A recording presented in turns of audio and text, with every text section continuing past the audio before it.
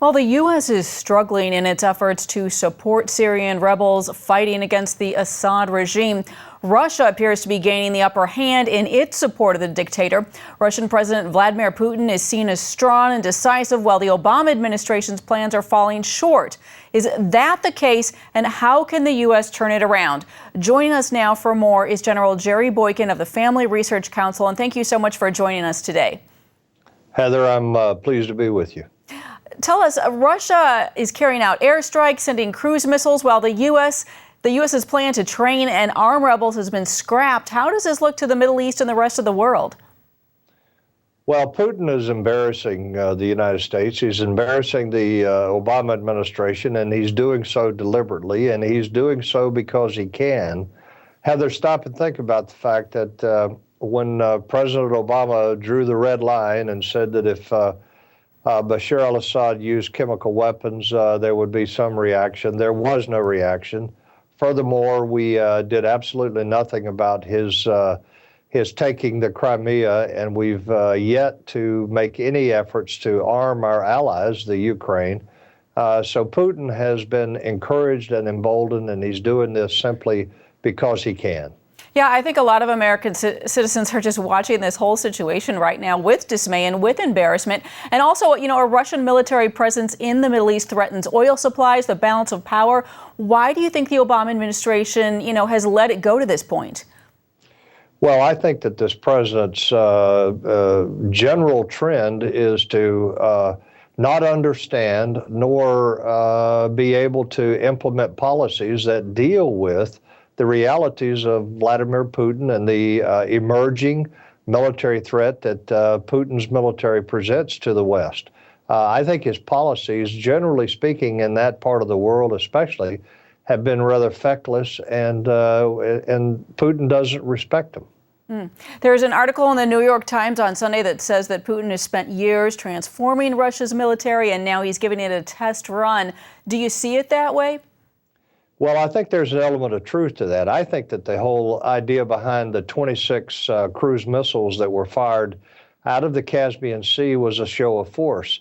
There's been a lot of public criticism of Putin's declining military capabilities, years of neglect, declining defense budgets, and so forth.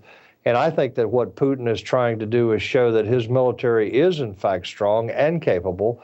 And that's part of this. But the reason that he's in Syria is not just a show of force. He needs to protect his only naval base on the Mediterranean in Tartus.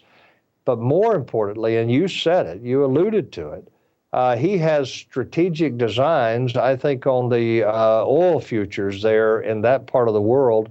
And ultimately, I think that he's going to have a great impact on oil prices because there is a previously proposed pipeline that would run out of Iran across Iraq, across Syria and Lebanon out to the Mediterranean and supply oil to Europe. And I think that's his long-term strategic aim. I'm sure he has multiple aims. So do you see this as really becoming a proxy war at this point in time between the U.S. and Russia, what's happening in Syria? Well, let me start by saying something that may surprise some of your viewers. But first of all, I don't think that America should be making an effort to depose Bashir al-Assad. He's an evil despot. But he's never threatened Israel, and he's never killed Christians in Syria. And the alternative to that would be this, what I think is a fictitious, mythical Free Syrian Army or ISIS. So I think that the whole objective of deposing Bashir al-Assad is ill-conceived. Now, that said, I think that Russia is going to stay there and do all they can to prop up Bashir al-Assad. It puts us in a very problematic situation there, but the Obama administration has said that our objective is to get rid of Bashir al-Assad. So whether you agree with his policy or not, we're at odds with Russia in the same battle space, in the same airspace.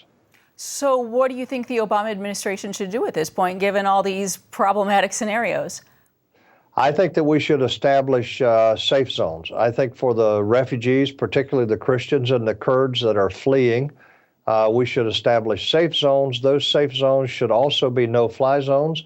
I think we should give Russia a very stern warning to stay out of those zones that we've established, to give people a safe place to go to until something occurs that brings some level of stability there, which is going to be a long time. And we should protect these with ground forces, hopefully coalition ground forces, not necessarily U.S. ground forces. And we should, in fact, put special operations forces on the grounds in and around those areas there to help direct airstrikes as necessary. Well, it's really staggering, the geopolitical implications and the humanitarian aspects. But General Boykin, thanks so much for joining us. I'm glad to be with you, Heather.